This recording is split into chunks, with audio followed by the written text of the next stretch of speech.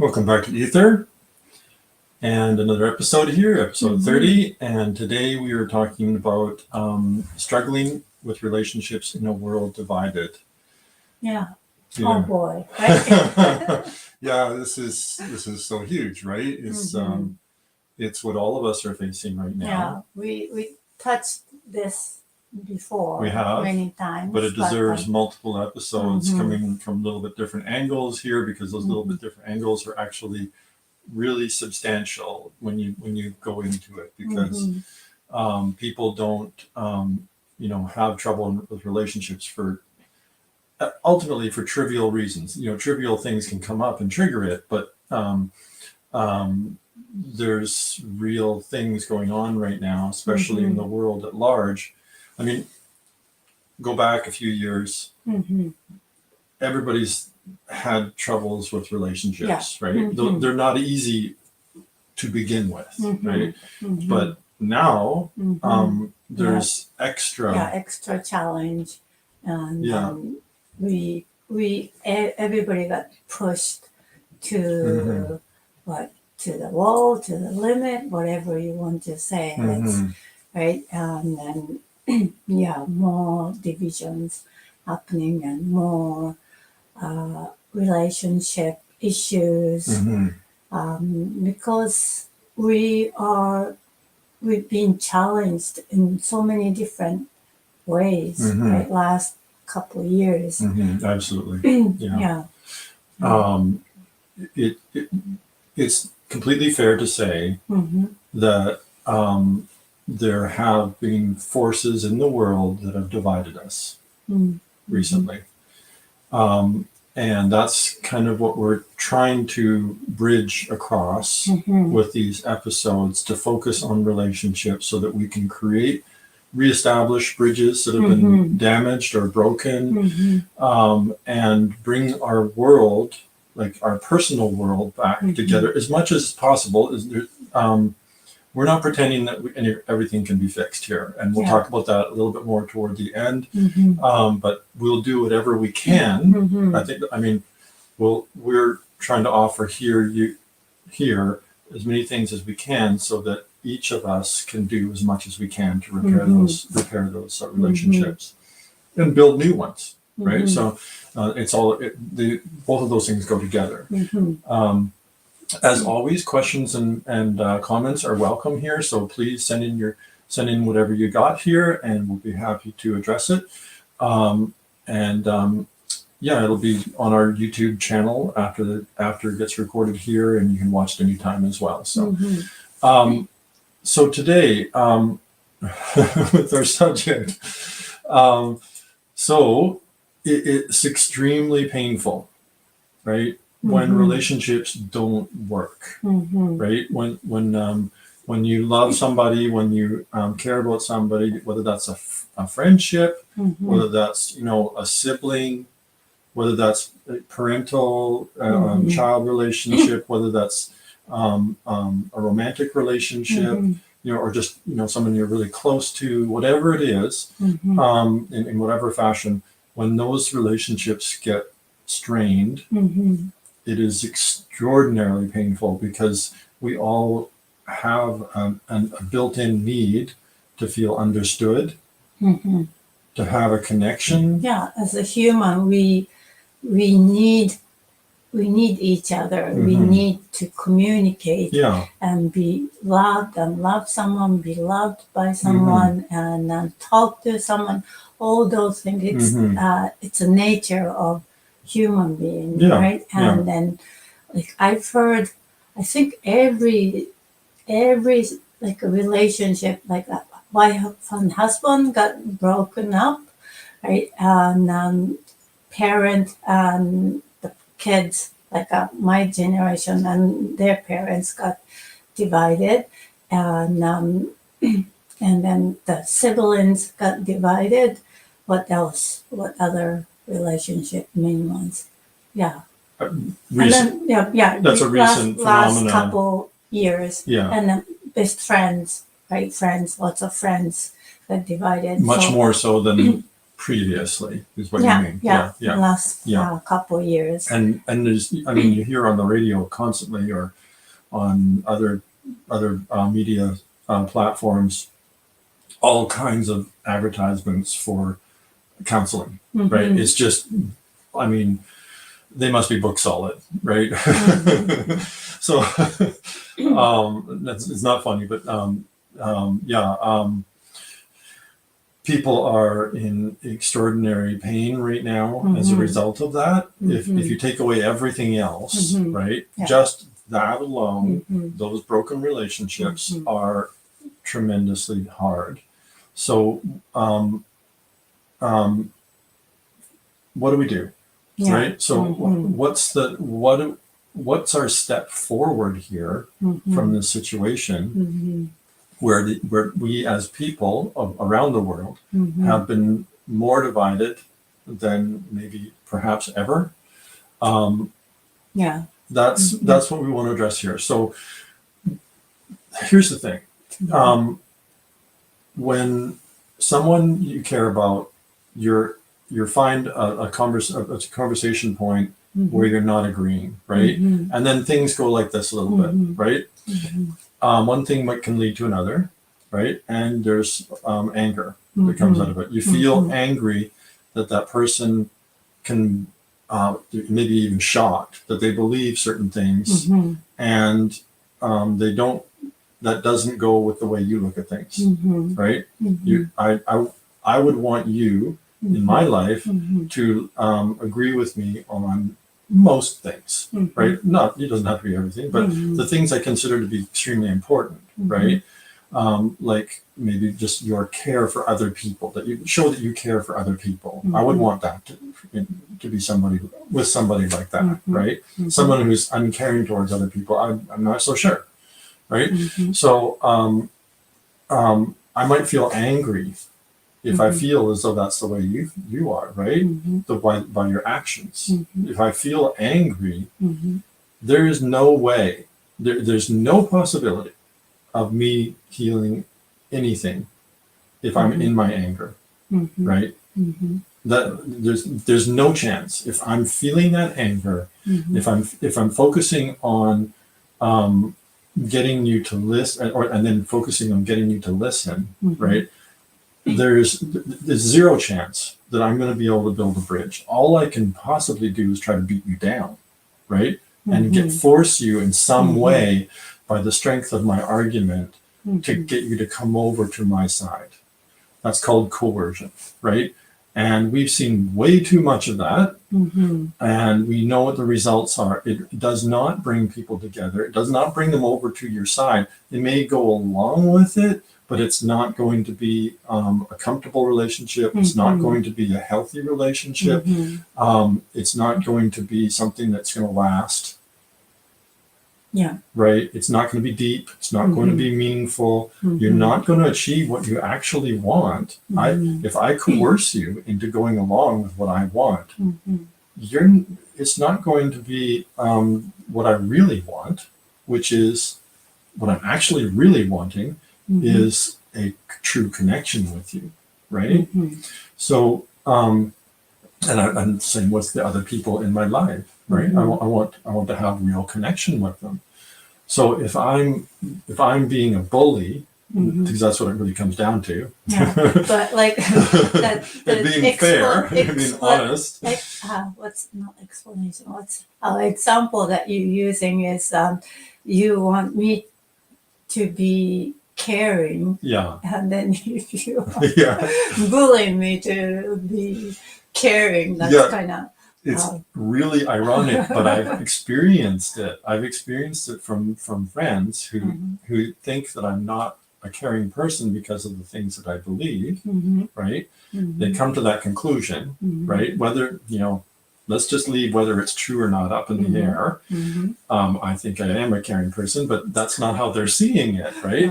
And if I've experienced that, but on the other side of that, where they come to that conclusion, and then they try to bully me into. They actually try to coerce me by the strength of their argument. They try to convince me logically you know, or by yelling at me, or by, I mean, logic's fine if it's just logic, right? But if you're combining it with, you have to see it this way, right? In some fashion, whatever that is, that gets lumped in there with bullying. It doesn't help, right? So, so it's like you are not caring for others. You are bad, and you are this and that, and then okay, who is not caring? Like, are you caring about me? Is that person really caring about me? Is what you're saying. If they are then accusing me and trying to coerce me and accusing me of not caring, judging me, all that kind of stuff, are they really demonstrating that they care? Right? They say that they care. I've had that too. They say, I care about you. I want you to do things, quote unquote, the right way. Right? So honestly, that's the basis of unhealthy relationship, and that does not work. So I think it's time for a reality check that if that's what we are doing, right? That's what I'm trying to get at here is we must be very careful in this situation that we're not stepping into that role ourselves, right? That we are staying in a place to the greatest degree possible where I've lost my temper when I've gotten into these conversations. I have. I'm not perfect. And that has not helped, right? Every case. So the first thing to do is to let go of anger, right? And it doesn't matter how you do it. We have shared different methods on previous episodes of Aether, and we talked about not judging, right? Maybe we can go into that further at some point as well. But you have to let go of the anger one way or another to step into a space where you have any chance at all of creating real connection, of healing a relationship, right? I know that if I come in with just an ounce of anger into a conversation with you, all I'm going to do is push you away. My goal is out the window before I even start. Before you even start. And that's what's so important, is to be honest with yourself and to face your own bullshit, because that's really what it's about here. Is you kid yourself into how important it is that you convince the other person, how important it is that you get your point across, how wrong the other person is, how misguided the other person, all those things. You focus on that, you're getting nowhere. So you have to get out of that space. You have to let go of that anger, and you have to let go of your agenda, right? So you got to let go of your anger and let go of your agenda. Both of those things, right? And then, let go of the outcome. Let go of the outcome. That's a good one. I don't have that as a banner here. But letting go of agenda, it leads to letting go of it does. Outcome, right? If you not letting go of outcome, you can't let go of agenda. Right? So letting go of the outcome, right? You have to do that. And that's what's so important from the outset. If you start there, you'll see that by going through what we're going to talk about today, you can come to a place of peace with either way things go. Open-minded, right? Whether the person comes along and starts to see things more your way, or that they don't, right? If you start to create more of a relationship, you come together in the relationship more by you coming over to their way, or them coming over to your way, or you get past this perception of this, right? All this stuff, you get past all that. Maybe you get there, maybe you don't. But if you let go of the outcome from the beginning, then you have a chance at creating a positive outcome. If you don't let go of the outcome, you have zero chance. You are controlling, and you're trying to, you're just gonna try stay on track of what you want to do, and then controlling the conversation. No, you're wrong. You have to listen to me. This, right? And then there's no open-mindedness, and then no, like, you could learn something and they could learn something, right? You don't know, but if you are closed and I'm gonna teach this person, then they'll feel it, right? And then you have no chance. You're closing a door for you to learn something new, right? To understand other people, you're closing, shutting the door for that, and then they will feel it, and it's not a big chance that we can come together. Right? Yeah, absolutely, right. And so to help you get there into that space, we've shared breathing exercises previously, which are very powerful. You can use even like box breathing, or it's also called combat breathing, or active breathing. Tactical breathing. Tactical breathing. That's the other. It's got 3 different names. We have a video about box breathing on our YouTube channel.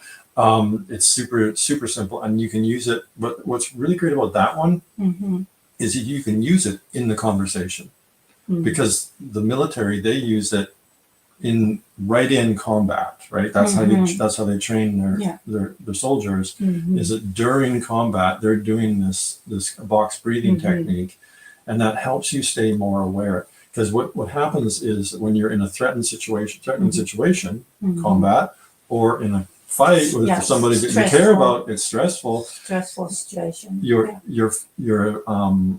Your awareness collapses down to this tunnel vision. You get obsessive about the importance of being heard, and the importance of being right. Those things so you become less and less aware of what the other person is doing, less and less aware of your actual real goal, which is the connection, right?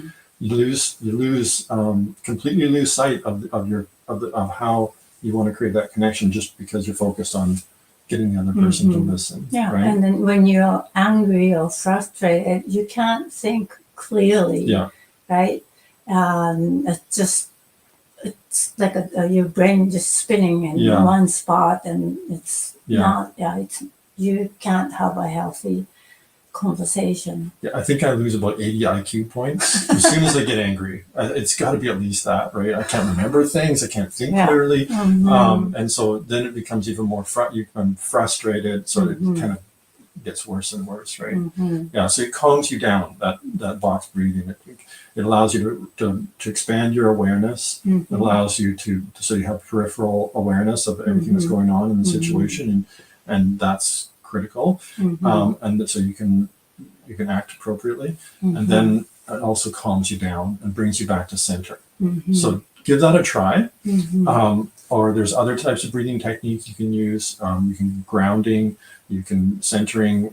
Exercise is amazing, right? If you've got this pent up, you had a little bit of this earlier, you're separated for a little bit, go exercise. It's amazing. You can release that heavy duty energy, right? Yeah, and get something positive out of it. If you know you're talking to that person, and previously you didn't have a good conversation, and you're going to talk to them, just have a little bit breathing exercise before you start, right? And really calm yourself, right? That would really help, right? Yeah, very, very much. It wouldn't solve the things, but it calms you down, and you will be more balanced, centered, right? If you are off balance and frustrated, I'm pretty sure you lose this hearing ability.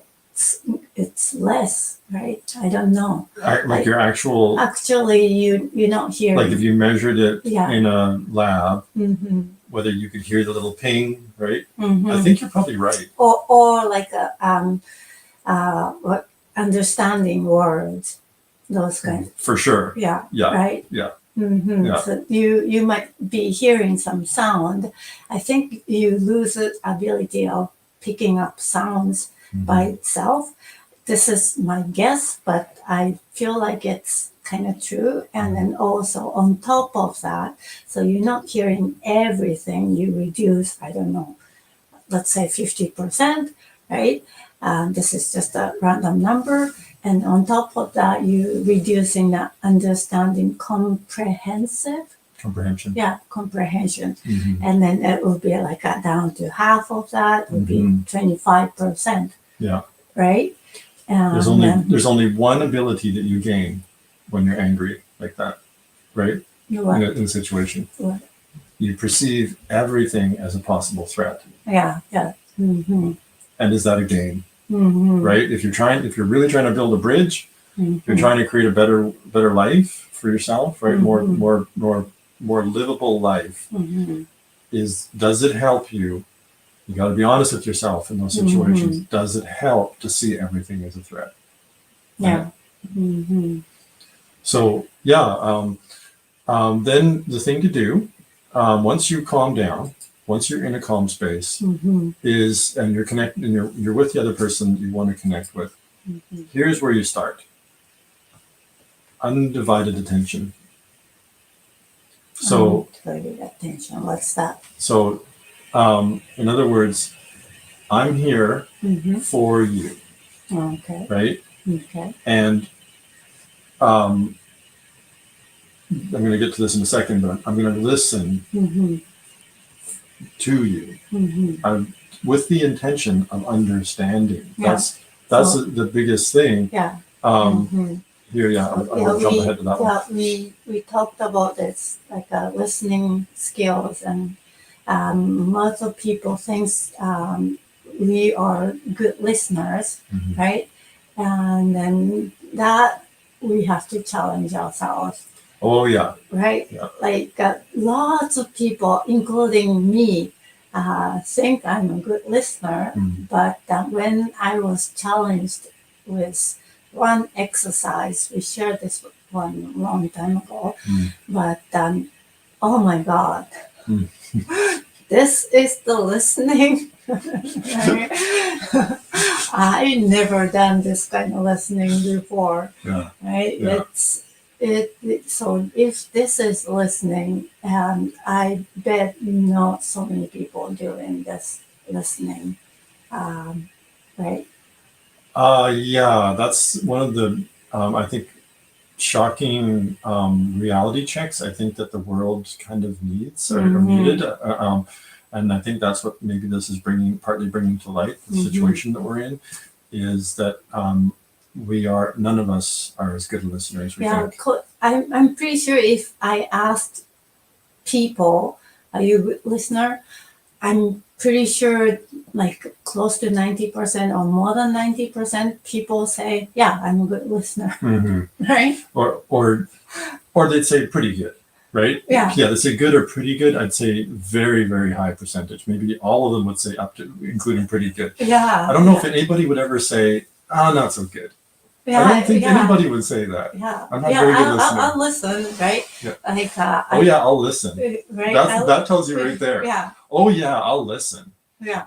If you say it like that, I know for sure. You know for sure. Yeah. Yeah. So those ones, and then the one who's confident that they're a good listener. I want to challenge those people that really like me, for example. Yeah. Oh yeah. Yeah. I challenged you many times. Like, when we first got together, we had our first fights. I at some point I claimed I was a good listener, and I truly believed it. Yeah. And it turned out I wasn't so great. Yeah. So that's like if you were to compare me to the people I grew up around, I think I did it pretty well. I'll just say that. So that's how I got the impression that I was a good listener. Then, but until I met you, and then even though you say you learned how to listen better, you came into our relationship. Oh my God, so much better at it than me. Like in general, like other people look at you and then they would say you're a good listener, and I would say, yeah, you're a good listener, but that's the level of without that listening skill level, right? So you kind of So I made like it look like I was a good listener. Average people who are good listener, you're in that group, Okay. right? But the listening skill we need right now is beyond Above that. Yeah. I think that's completely fair. Yeah. So lots of people do listen and then good listener, but we want to challenge all of us to go beyond to listen. Really, we need that right now, right? And that's what most of this is about. Most of bridge building is about listening with the intention of understanding. It doesn't just mean being quiet while the other person talks. It doesn't mean just like, oh yeah, okay. It doesn't mean that. It means you want to understand. You want to truly, actually, consciously trying to understand what they are. It does not, and this is really important, I think, for people to understand. None of what we're saying means that you believe the other person with what they're saying, because what they're saying might not be positive, right? They might be sharing some pretty negative stuff. You don't have to agree. Yeah, you don't have to agree. You don't have to agree. You don't have to believe it. Yeah. None of that. Yeah, agree to disagree, that's fine. Yeah. But still understanding where they're coming from, why they're saying it, right? Understanding. That's really, really important. That's the key, right? Absolutely. Yeah. And so then the other thing you want to do that's so critical. What's the other thing? Oops, I did that one. Is to hold the other person in positive regard. So what does that mean? What's that mean? What does that mean? So what that means is it doesn't mean that you put sparkles around the other person, right? And be like, oh my God, they're amazing. Everything they say is just so perfect, and everything they do is perfect. But I am perfect. Everything. Close. A bit close.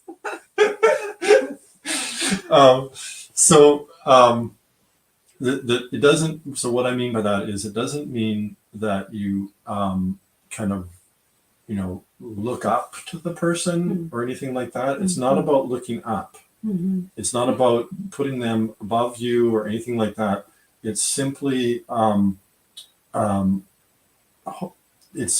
avoiding putting them down, right? So they are an equal partner in this situation. And you are forgetting, and here's the key part, is there's no judgment, right? So if you can be with the other person, yes, you had this, right? This has happened in the past. And you guys are like, your relationship has been really damaged as a result of it. It's so easy for us to judge the other person, right? It's so easy to carry that old baggage into this new conversation. Yeah. Right? If you let it go, so it's basically there's a lot of being in the moment with this, right? So I don't have that as a banner here, but like, if you can hold that person simply in the moment for what they're doing and how they and being there for them, rather than looking at them based on what's happened in the past, rather than looking at them for what you think you see in them right now, right? Forget about that, right? Just no judgment.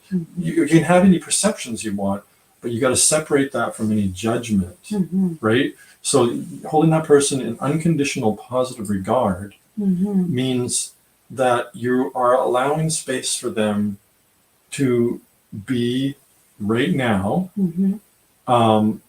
and you are simply not judging them. You simply allowing them to share their perspective, their viewpoint, their worldview, and whether that's different from yours or not is is a secondary consideration. It's it's simply about letting them be who they are, right? That's what's so critical is it's allowing them to be who they are no matter what it is, right? Now, if they're an actual physical threat to you, that's a little bit different story, obviously. However, if they are, and if they're being abusive to you, that's another different story, right? Yeah. You don't have to let them run over you, right? That's not what we mean. That's that's a no-no, yeah. right? However, if they're simply talking, maybe even they're getting angry, maybe they're even yelling or whatever, but if they're not being abusive, if they're not being a physical threat, those kind of things, then there is still the possibility of letting them express themselves without judging it, right? By letting them simply be who they are, right? Like that's how they see the world. That's how they do things. That's how, and it's important for them, the way they're expressing it. As long as it's not hurtful, then you are letting it be, just letting it be, right? Because judgment, like as soon as you have judgment toward that person, they feel it, they sense it, and then it's a threat to them. Yes. Right? Yes. And then they're gonna put the guards up, and then it's not gonna go. Just gonna go this way, right? And then if you are carrying the judgment from previous conversation or something, right? And then you come to talk to this person, you already started this the score, right? From negative, right? And then they, of course, they feel it, and they feel like it's not fair, right? And how come you have 10 points and I have negative 20, right? They sense it right away, and then the conversation is not going to go well at all. So carrying over, it's no good if you really want to talk, right? And then letting go of judgment, and that's comes to understanding, right? And so we'll just touch back on this. Listening with the intention of understanding. It's worth coming back to this one because it's so easy to lose it. It's so easy. So when you're with somebody and they are expressing themselves and they're coming to the conversation with, you had that in the past, and you're letting that all go. You're giving yourself the opportunity to listen with the intention of understanding, and that's it. You don't need to accept what they're saying, like you said. You don't have to agree. Don't have to. You don't. That's the important part, right? You don't have to agree. We're not saying you have to agree with everything that they say. No, you don't have to. You don't agree with any of it. No, you don't have to. But listening what they're saying, and just to see it from their point of view. That's all. Just to try the shoe on the other foot. That's really what it's about, right? Just see what the world looks like from their side. And do they have some skills? Oh, okay. Steps that you can do. Okay. So here's another key one, right? If you're actually listening with the intention of understanding, you don't interrupt. This is tricky. It is. This is like you check yourself, challenge yourself, and look at yourself from outside when you're listening. See if you don't interrupt, right? Because when you don't disagree, you want to say, I don't agree with this. That's wrong, right? You want to say that, but you gotta let the other person finish what they're saying. And then if you are interrupting and then, no, I don't agree with you, blah, blah, blah, and then you're not listening. Right? So this one is really it's been tough for me because I know that other people share this experience, but the way that a lot of my life experience, I've had people come up with ideas about me that are just wildly off. It's all about projection of the shadow, right? People tend to project onto other people their own thing, right? And I've been around people who do that a lot, right? And so when they're expressing themselves and I'm trying to listen to understand, at that point, I didn't know how to not take things personally, right? So that's a big part of this, is to not take it personally. That's a whole nother area that we can get into, but holy cow. Just letting it be out there and not take it up, not like we're saying not believe it, is where we're kind of touching on that a little bit. Not agree. You don't have to agree, you don't have to believe any of it. So you don't take it personally. So that what they can be saying is, which gets really challenging, is when they have these strange ideas about me that are patently untrue. They are just absolutely like night and day from who I am and where I'm coming from. Like they can so misunderstand me. And they'll be saying this stuff and saying it, and I've got to listen and understand. Listen to understand and not interrupt. Woo! Right? If you can do that, you get a gold star, because that's been challenging for me. And also you get double the gold star if you don't take it personally, right? And as long as you as long as you don't take it personally, then you don't need to necessarily interrupt and all that stuff, right? So especially when the other person is angry, right? I'm thinking about our argument, and I was doing this. Yes, I'm pointing the screen here, but no interruption and listening to understand. And I didn't do that. He's saying I did, but no, I didn't do it, and I want to say it, right? No, that's not true. So when you're listening to understand me, and I'm expressing myself, and I'm saying all this stuff that's way off base.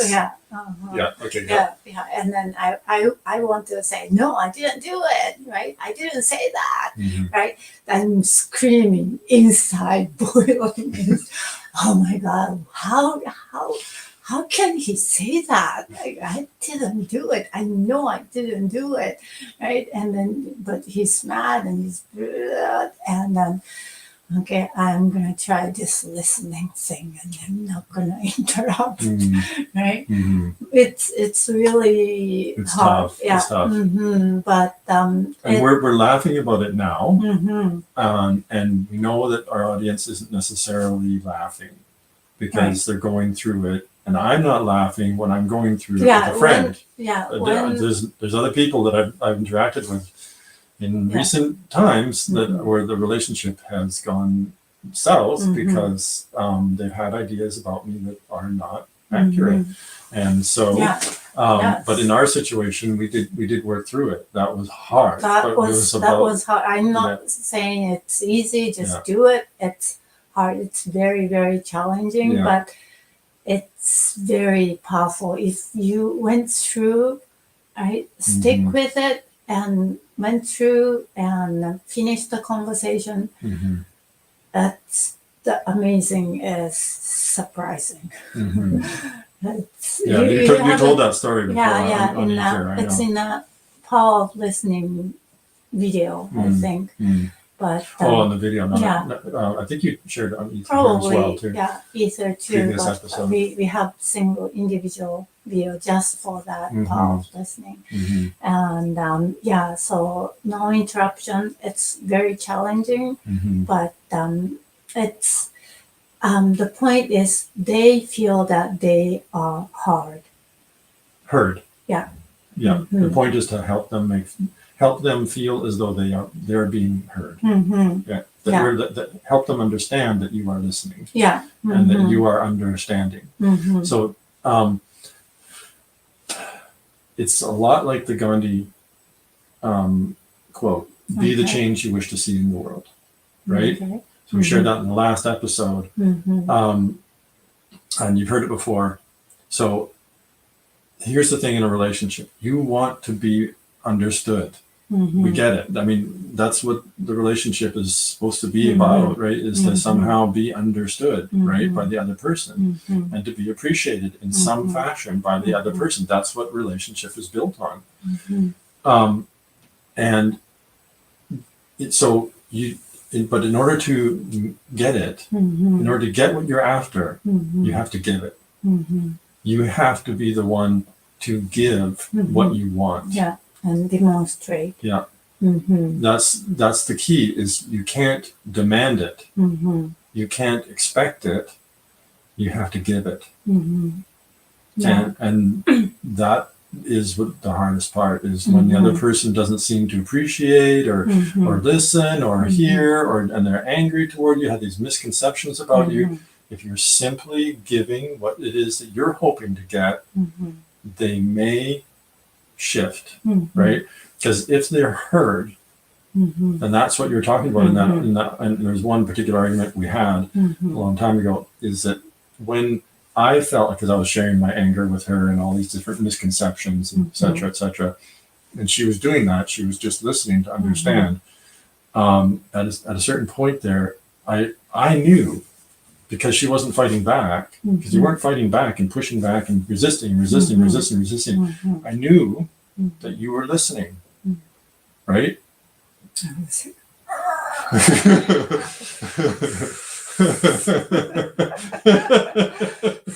Box breathing. Oh my God, I know that one was hard. But at a certain point, it clicked after like blah blah blah, me doing that thing. It clicked, and all of a sudden, hey, she isn't pushing back, right? She isn't resisting. It's not. I didn't care. It wasn't my objective to win. It was way more important for me to simply be heard, right? And then once I knew that she listened and she heard what I had to say, then I could reflect on my own thing. And that's what was the biggest. That's what the biggest shift was, right? I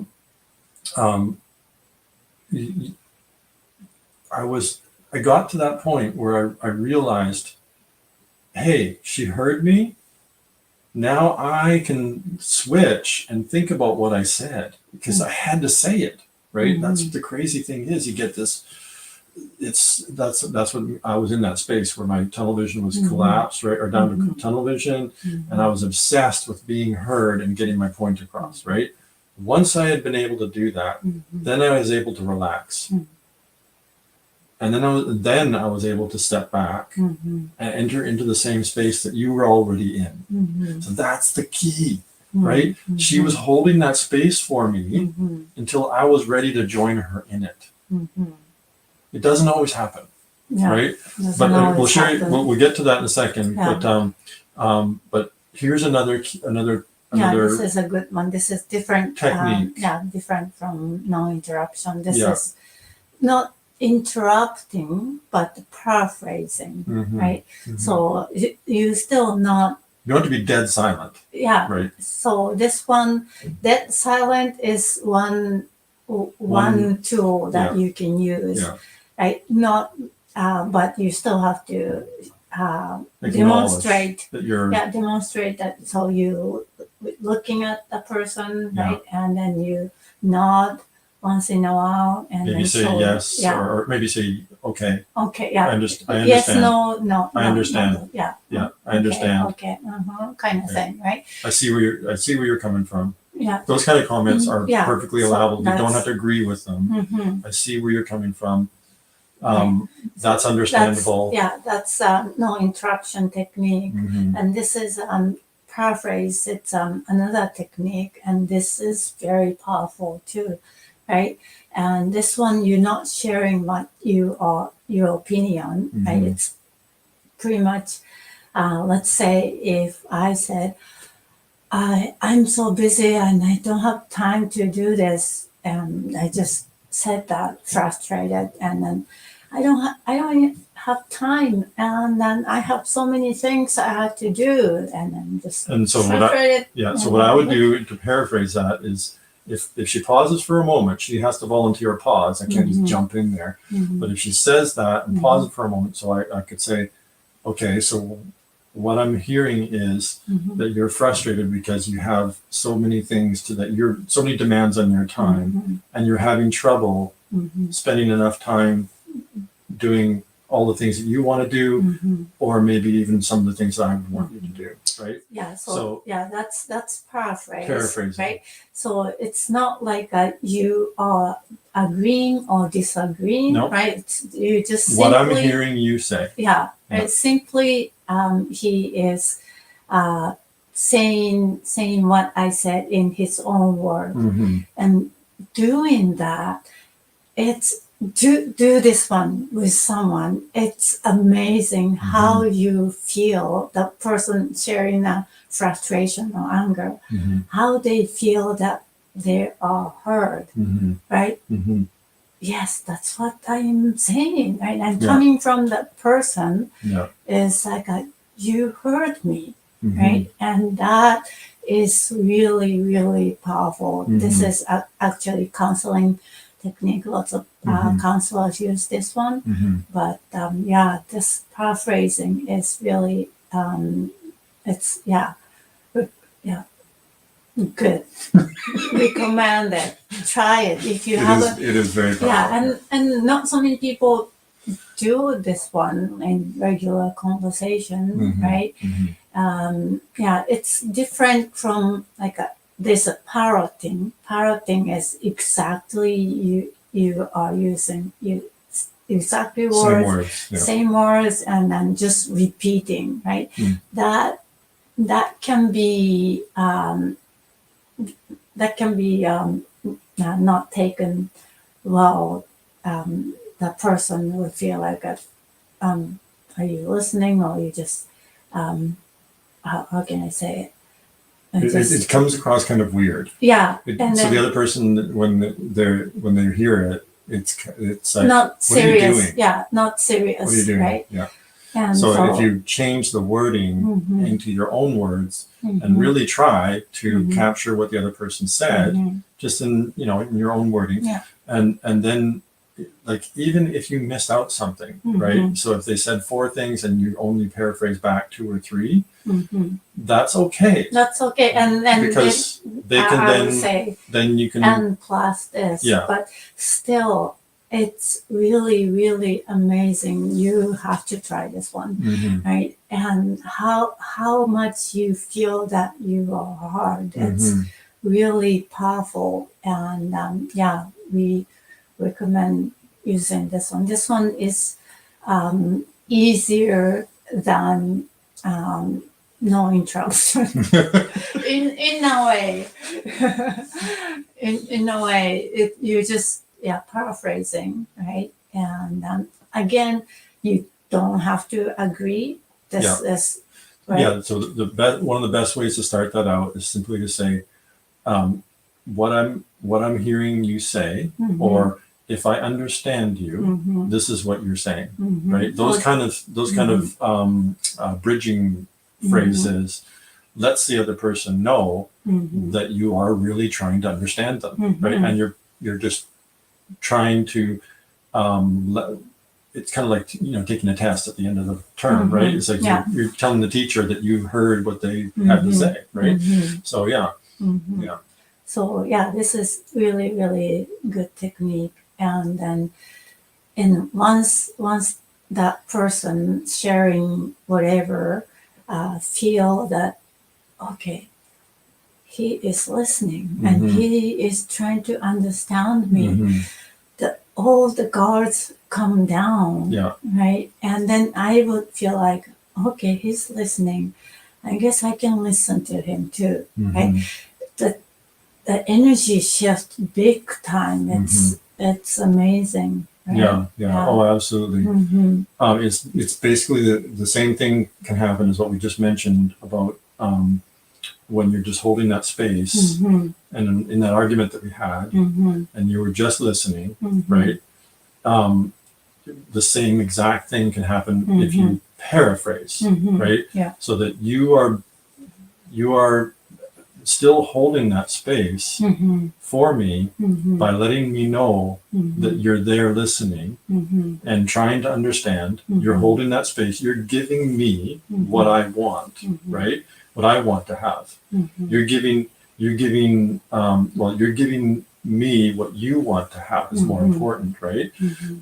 That's the most important part, is you're giving what you want, right?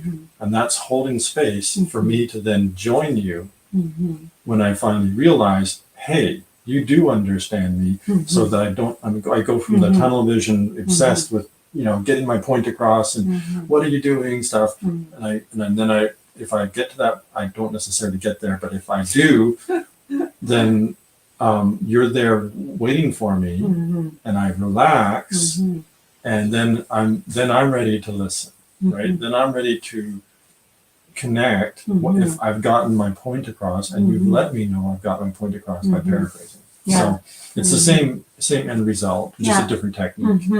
And then if you aren't able to paraphrase, or not able to have no interruption, that is a good sign that you are not centered, right? So breathe, breathe, and Box come breathe. back, come back, and then check to see if you can paraphrase, or check to see if you can listen, no interruption, right? And come back to that. Absolutely. So once you get to that point and you've finished with that exercise and the person seems to relax, right? You have to wait for that point to happen. It could be a long time. It could be, and it might not happen, right? It might not happen in that conversation, right? But if you're at the end of the point, like maybe you just have to go, right? Or whatever, it might not happen that time, right? Yeah, because one side might have lots of stuff to let go, right? It's a process, right? So if you do have the time together still, and if that person does relax, then it can be appropriate at that point to ask if it's okay to share your side, right? But you're asking for permission, right? Because the other person was there, they were not centered, right? But if they finally relaxed, then there is a chance that they're ready to listen. They may still not, right? But at least they're relaxed now. And it's okay for you then to ask if it's okay to share your side. And I might say, no, it's good enough for now. Let's leave it here, right? Then cool. Go your separate ways for that, and let them sit with that for a while. Let it sit. Let it settle in.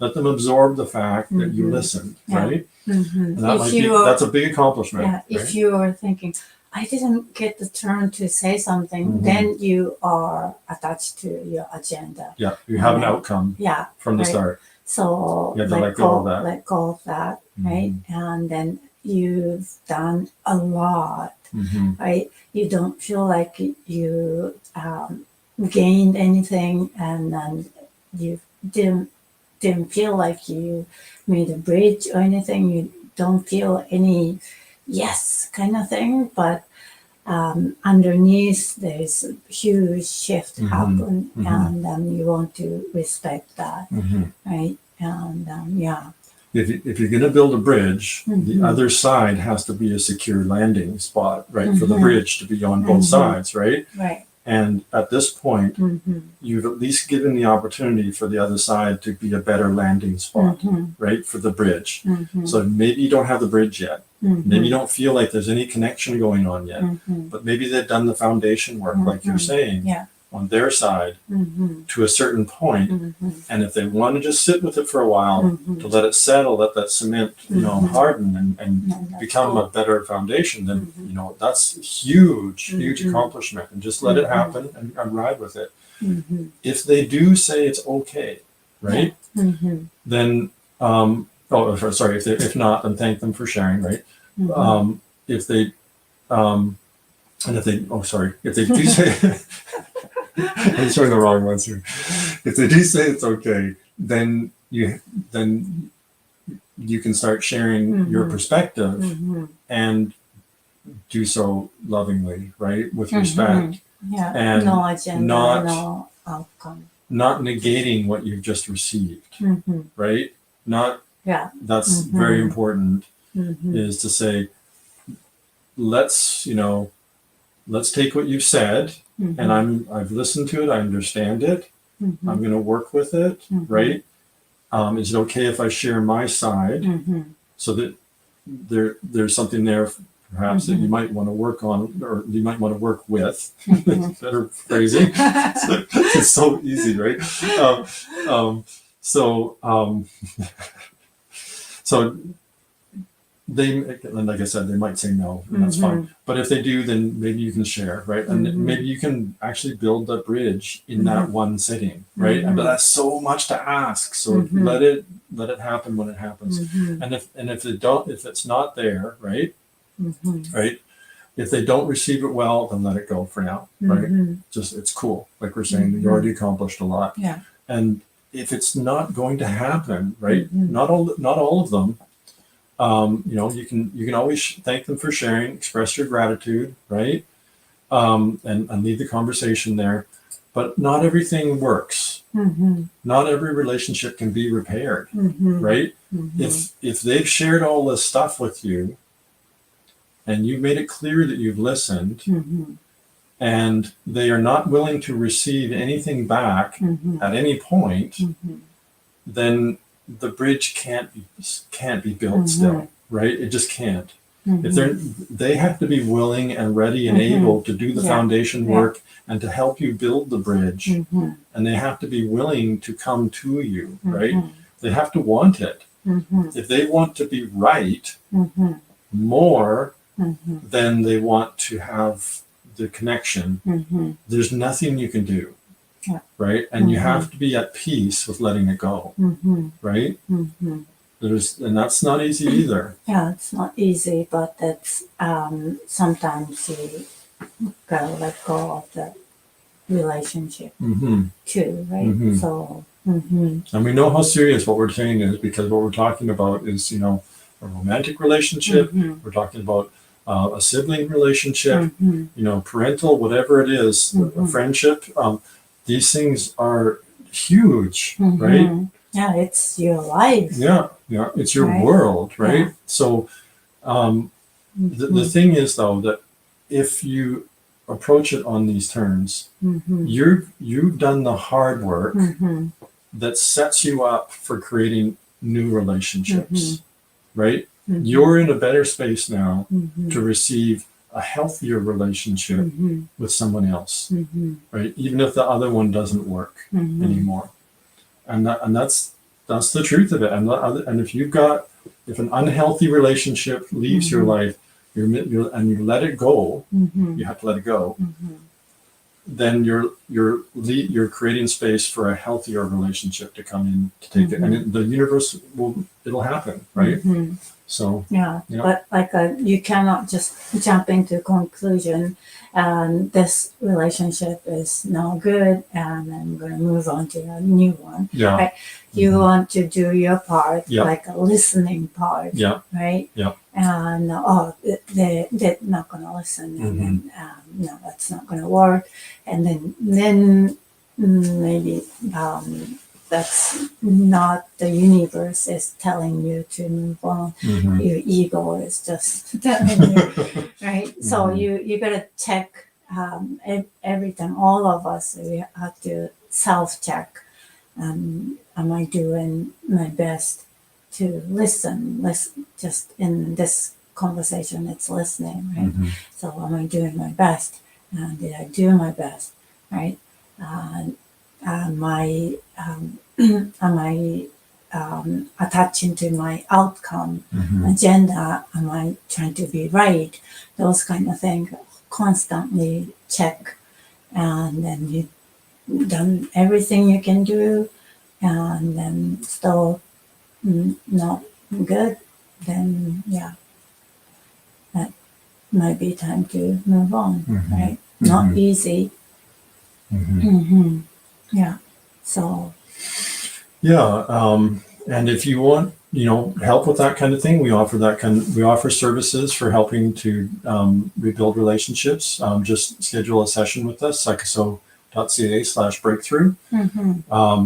And we'll be happy to see if there's a way to help mend those bridges with people. Sometimes we're working from just one side of the bridge and helping people through this process of what we just described here, for their unique situation, right? Every situation is different, right? So putting these things into practice is can run into blocks, right? So a lot of times those are subconscious blocks. We've talked about this before, but it's part of every part of our lives. And if, for example, if I am obsessed with the need to be right, right, or if I'm obsessed with the need for you to fill a certain role, right, for you to be happy Satomi all the time or something, right, or for you to do what I want you to do, right, if I'm obsessed with that in some way, it has to do, or if I'm just not able to sit there and listen to somebody say their thing and not take it personally, all of those things, right? Those are all subconscious programs. And I've had trouble with those things, right? Especially the not taking it personally part, right? It's like, that was really, really hard for me to learn that one. And that was all about subconscious blocks.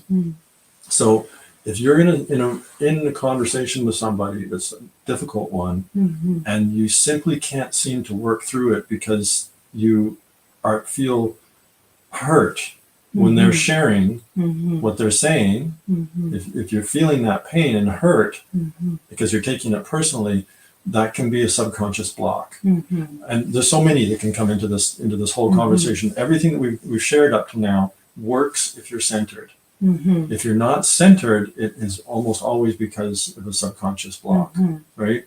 So we'd be happy to help you work through those. You can release those subconscious blocks and then be more your authentic self, be centered in your relationships, create healthy relationships with whomever, right? So we're happy to help you with that if that's what if you're interested at all. And we also have a great course for testing that for yourself on our shop as well. And we'll be happy to see you next week on Aether at the same time. So come and join us then. And it'll be at 4 p.m. Eastern. There it is. There's the banner. So thanks for coming and joining us today. And bless you. And we'll see you next week. Bye-bye. Bye-bye. Subscribe, share, like, all that stuff.